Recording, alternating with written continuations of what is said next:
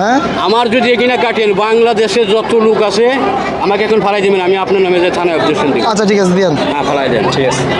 কিন্তু বাংলাদেশে কোনো লোক যদি এটা থাকে তাহলে কিন্তু আপনার আপনি সাথে আমারে খুঁজে দিবেন। অত কথা আমি বুঝি না, আপনি আমাকে চিনে নেবেন। আমি চুল কাটার পর যদি কোনো লোকের চুল কাটাতে না থাকে আমাকে কিন্তু আপনি চিনে নিয়ে আপনি খালি আমারে চুল কাটা ছাড়া লোক থাকলে বলবেন, আমি কেটে দেবো সবার চুল। চুল ফালান আপনি।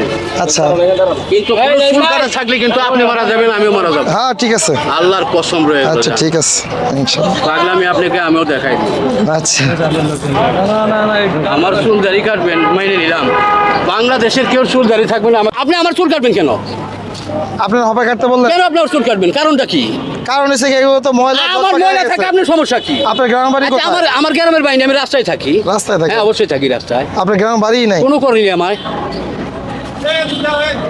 আপনি বারে বারে আপনি আমার সাথে ঠাট্টা করছেন। না এটা ঠাট্টার কিছু না। অবশ্যই ঠাট্টা করছেন। আচ্ছা বসেন বসেন। না